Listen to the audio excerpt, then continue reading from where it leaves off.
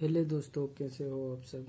आप सभी का स्टडी ग्राम चैनल में स्वागत है। हम बीएससी थर्ड ईयर का फिजिक्स का सेकंड पेपर सॉल्व करने वाले हैं। इसमें कुछ इम्पोर्टेंट क्वेश्चन लिए गए हैं, तो आइए इनको सॉल्व करके इनको याद करके देखते हैं। और ये काफ़ी टाइम एग्ज़ाम में पूछे गए हैं, वही क्वेश्चन हम सॉल्व करने वाले हैं यहाँ पे।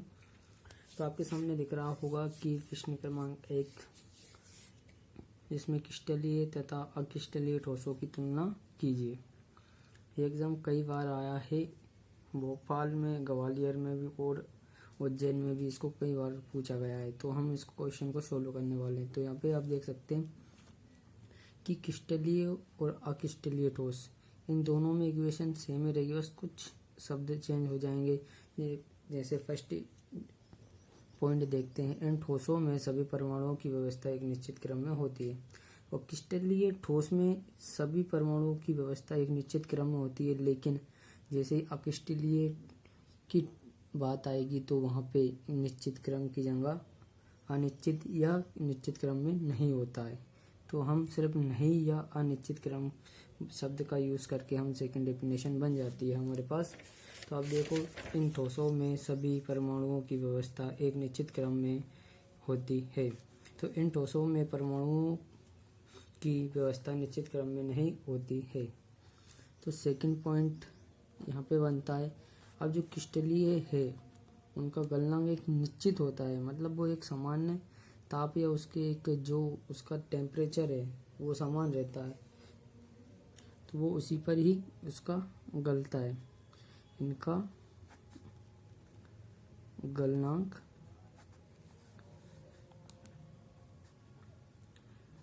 निश्चित होता है। अब इनका गलनांक निश्चित है तो इनका अनिश्चित या इनका गलनांक निश्चित नहीं होता है। तो इसका गलनांक निश्चित नहीं होता है। हमने सेकंड पॉइंट भी देख लिया। यहाँ पे थर्ड पॉइंट, अब इनमें कुछ गुण होते हैं। थर्ड पॉइंट में हम इनके गुण यानी भौतिक गुण, जो कौन कौन सी कंडीशन को फॉलो करते हैं और कौन कौन सी कंडीशन को फॉलो नहीं करते, हम तो इस थर्ड पॉइंट में यही देखने वाले हैं। तो इनके भौतिक गुण जैसे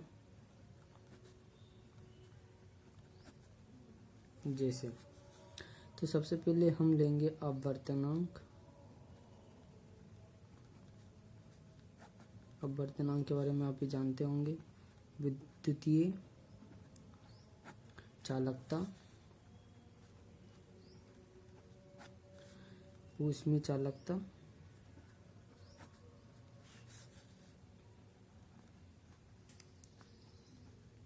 आदि।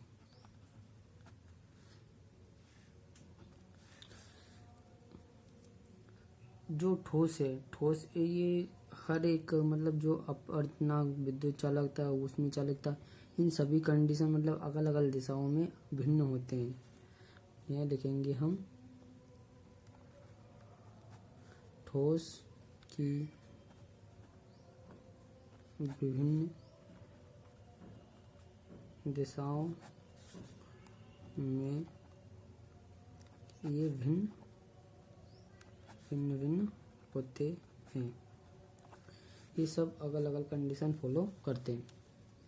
अतः ये ठोस पदार्थ विषम देशिक कहलाते हैं। जो ये पदार्थ है, हम इसको उदाहरण में भी देखेंगे हम कौन कौन से पदार्थ, जैसे नमक है, क्वार्ट्ज है, कैल्साइड है आदि, ऐसी बहुत सी चीज़ें हैं जो इन कंडीशन को फॉलो करते हैं। अतः ये ठोस पदार्थ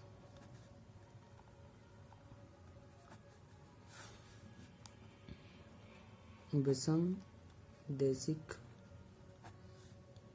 कहलाते हैं। तो यहीं पर बिल्कुल सेम टू सेम कंडीशन आ जाएगी। इसके भौतिक गुण थर्ड पॉइंट इसमें अक्रिस्टलीय में, तो इसमें बिल्कुल सेम कंडीशन आ जाएगी। बट इसमें इसके भौतिक गुण जैसे अपवर्तनांक, विद्युत चालकता, उसमें चालकता आदि जो दे रखे हैं उसकी जगह हम ठोस की विभिन्न दिशाओं में भिन्न भिन्न होते हैं, तो इसकी जगह ये एक समान होते हैं। अकिष्टलीय में एक समान होते हैं और क्रिस्टलीय में भिन्न भिन्न होते हैं। और क्रिस्टलीय जो है विषमदेहिक कहलाता है, तो अक्रिस्टलीय समदेशिक कहलाता है। बस इनमें यही कंडीशन रहती है। इसको याद करना बहुत ही सिंपल, अगर आप ध्यान से और अच्छे से सुन रहे होंगे तो आपको बहुत ही आसानी से याद हो जाएगा। सुनने का यही फ़ायदा होता है कि हमको ज़्यादा पढ़ने की ज़रूरत नहीं पड़ती, बस एक दो बार रिवाइज कर लो तो वो आसानी से याद हो जाता है। तो आप अच्छे से सुने ताकि आपके माइंड में बिल्कुल फिट बैठ जाए। तो देखते हैं इसके भौतिक गुण जैसे अपवर्तनांक, विद्युतीय चालकता, ऊष्मीय चालकता आदि ठोस की विभिन्न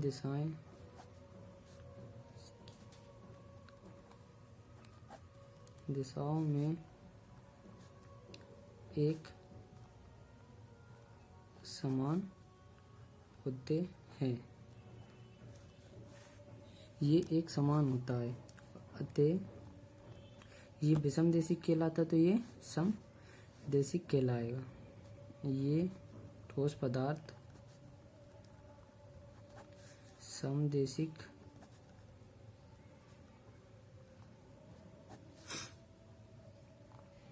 कहलाते हैं। अब थर्ड के बाद आता है फोर्थ पॉइंट, जो हम उदाहरण देखेंगे इसके। तो उदाहरण में हम सबसे पहले लेते हैं नमक। नमक एक प्रकार का ठोस ही होता है, वो पानी से भले ही गल जाता है, बट नमक एक ठोस पदार्थ होता है। तो क्वार्ट्ज, कैल्साइट आदि। इधर चौथा पॉइंट अक्रिस्टलीय ठोस में प्लास्टिक, रबर, आटा आदि। तो हमने ये क्वेश्चन यहाँ पे देख लिया। अब देखने वाले हम सेकंड क्वेश्चन। ये क्वेश्चन भी एग्ज़ाम में बार बार आया है। अगर आप इस की PDF फाइल डाउनलोड करना चाहते हो तो हमारे टेलीग्राम को ज्वाइन करें और उस से आप आसानी से डाउनलोड कर सकते हो। वहाँ पे कुछ क्यूज़ भी डाल रखे हैं, आप उन क्यूज़ को सोल्व कर सकते हो। वहाँ पे आपको पता चल जाएगा कि क्वेश्चन किस हिसाब से आने वाले और किस तरह के ऑब्जेक्ट आएंगे। तो हम सेकंड क्वेश्चन करते हैं। हमने यह सेकंड क्वेश्चन लिख लिया है, जो क्वेश्चन है घनाकार लैटिसों की से संयोजक संख्या एवं लैटिस नियतांकों की गणना कीजिए। जो भोपाल, जबलपुर, रीवा, इंदौर में कई बार ये क्वेश्चन आया है, तो इस बार भी शायद आ सकता है। तो हम इस क्वेश्चन को सोल्व करके देखते हैं। इसमें से संयोजक संख्या है, तो हम यहाँ पे संयोजक संख्या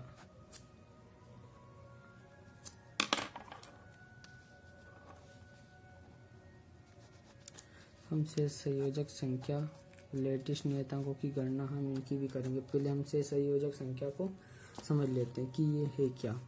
तो लैटिस के लिए किसी परमाणु के चारों ओर, मतलब कि जो एक परमाणु होता है उसके चारों ओर निकटतम परमाणुओं की संख्या को, जो उसके परमाणुओं के निकट भी कुछ परमाणु होते हैं उनकी संख्या को सहसंयोजक संख्या कहते हैं। जैसे घनाकार क्रिस्टल की सहसंयोजक संख्याओं की गणना अपन करने वाले हैं यहाँ पे। तो इसमें 3 रहते हैं, एक तो सरल घनाकार क्रिस्टल, एक फलक केंद्रीय घनाकार क्रिस्टल और थर्ड होता है अंतः केंद्रीय घनाकार क्रिस्टल। तो हम तीनों को यहाँ पे देखेंगे। हम पहले सहसंयोजक संख्या को क्वेश्चन को समझते हैं। तो हम लेटिस्ट के तो हमने यहाँ लिख लिया है। तो से संयोजक संख्या, जैसे लेटिस्ट के किसी परमाणु के चारों ओर निकटतम परमाणुओं की संख्या को से संयोजक संख्या कहते हैं। विभिन्न घनाकार क्रिस्टलों की से संयोजक संख्याओं की गणना निम्नानुसार करते हैं, जो मैंने आपको अभी बताया था कि सरल और फलक और अंतःकेंद्रीय, ये तीन ही होती है जिससे हम परमाणुओं की घनाकार क्रिस्टलों की संख्या को ज्ञात कर सकते हैं या उनकी गणना कर सकते हैं। तो हम देखते हैं।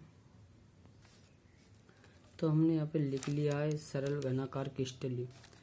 तो फर्स्ट वाला हमने डेफिनेशन देखी इसकी, जिसके एकांक सेल के प्रत्येक कोनों पर एक लेटिस्ट बिंदु होता है तथा प्रत्येक लेटिस्ट बिंदु के निकटतम 6 लेटिस्ट बिंदु होते हैं, अतः इसकी संयोजक संख्या 6 होगी। इसमें निकटतम बिंदु भी 6 हैं तो इसकी संयोजक संख्या भी 6 होगी। तो हम सरल घनाकार क्रिस्टल के बारे में देख चुके हैं। अब सेकंड पॉइंट जो आने वाला है, सेकंड और थर्ड, जो सेकंड वाला है फलक केंद्रित घनाकार क्रिस्टल।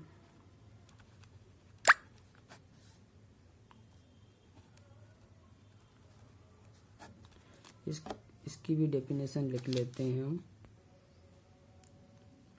तो हमने सेकंड भी लिख लिया है, फलक केंद्रित घनाकार क्रिस्टल।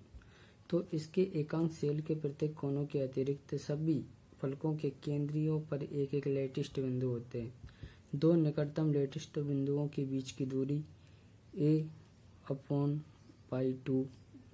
होता है, अतः a/2 त्रिज्या का एक गोलाकार खींचा जाए तो इसके पृष्ठ पर लेटिस्ट बिंदुओं की संख्या अर्थात से संयोजक संख्या 12 होगी। तो हम थर्ड वाला भी पॉइंट देख लेते हैं। हमने थर्ड पॉइंट भी लिख लिया है, अंत केंद्रीय घनाकार क्रिस्टल। तो इसके भी 8 कोनों के अतिरिक्त केंद्र पर एक लेटिस्ट बिंदु होता है। इन तीनों बिंदु जो तीनों स्टेप दे रखे हैं उनमें सब में एक केंद्र पर एक लेटिस्ट बिंदु होता है तथा दो निकटतम लेटिस्ट बिंदुओं के बीच की दूरी हम तीनों में अगल अगल दूरी मानते हैं। अब थर्ड वाले ऑप्शन में माना है कि a√3/2 होती है, अतः a√3/2 की त्रिज्या का एक गोला खींचा जाए तो इसके पृष्ठ पर लेटिस्ट बिंदुओं की संख्या अर्थात इसे संयोजक संख्या 8 होगी। फर्स्ट में 6 है, सेकंड में 12 है, थर्ड में 8 है। तो इसी प्रकार हमने तीनों बिंदुओं को देख लिया है कि कैसे होती है। तो हम इसको एक बार समझ लेते हैं ताकि हमको याद बहुत जल्दी हो जाए। अगर दोस्तों अगर आपको वीडियो पसंद आ रहा है तो वीडियो को लाइक और शेयर और कमेंट करके ज़रूर बताएं कि आपको ये वीडियो कैसा लगा है। अच्छा लगा तो अच्छा लाइक करें और फॉलो करें। तो यहाँ पे सरल घनाकार क्रिस्टल यानी इसके एक सेल के प्रत्येक कोनों पर एक लेटिस्ट बिंदु होता है। तो हमने ये देख लिया। सेकंड में भी इसे इसके एकांक सेल पर प्रत्येक कोनों के अतिरिक्त सभी फलकों के केंद्र पर भी एक लेटिस्ट बिंदु होता है। इसमें भी लेटिस्ट बिंदु है, इसमें भी लेटिस्ट बिंदु है। तो प्रत्येक लेटिस्ट बिंदु पे पहले में 6 लेटिस्ट बिंदु होते हैं, अतः इसकी संयोजकता 6 होगी। जितनी लेटिस्ट बिंदु होते हैं उसकी संख्या उतनी ही होती है। तो हम सेकंड वाला पॉइंट देखते हैं। तो इसके एकांक सेल पर प्रत्येक कोनों के अतिरिक्त सभी फलकों के केंद्र पर एक लेटिस्ट बिंदु होता है, दो निकटतम लेटिस्ट बिंदुओं के बीच की दूरी। अब सेकंड वाले में बीच की दूरी आ जाती है जिसमें दे रखा होता है a/√2 होती है, अतः a/√2 त्रिज्या का एक गोला खींचा जाए तो इसके पृष्ठ पर लेटिस्ट बिंदुओं की संख्या 12 हो जाएगी। हम इस थर्ड ऑप्शन वाले में देखेंगे अतः केंद्रीय घनाकार क्रिस्टल है, अंतः केंद्रीय घनाकार क्रिस्टल। इसके 8 कोनों के अतिरिक्त केंद्र पर भी एक लेटिस्ट बिंदु होता है। तो दो निकटतम लेटिस्ट बिंदुओं के बीच की दूरी a√3/2 होती है, अतः a√3/2 त्रिज्या का एक गोला खींचा जाए तो इसके पृष्ठ पर लेटिस्ट बिंदुओं की संख्या अर्थात से संयोजक संख्या 8 होगी। तो हमने ये 2 क्वेश्चन देखे हैं। 2 क्वेश्चनों को अगर आपने अच्छे से याद कर लिया, अगर वो एग्ज़ाम में आते तो आपका नंबर पक जाएंगे। ये 2 से 3 नंबर वाले क्वेश्चन हैं। तो दोस्तों वीडियो अगर पसंद आ रहा हो तो आप वीडियो को लाइक और शेयर और चैनल को सब्सक्राइब जरूर कर ले। और यहाँ पे हम फर्स्ट यूनिट के बाद सेकंड यूनिट, फिर थर्ड और फोर्थ सभी यूनिट को इम्पोर्टेंट क्वेश्चन देखने वाले हैं। तो अगर आप क्वेश्चनों को सोल्व करने और सुन के याद करने की ट्रिक जानना चाहते हो तो चैनल को सब्सक्राइब करें। तो मिलते हैं दोस्तों अगले वीडियो में। तो वीडियो देखने के लिए धन्यवाद।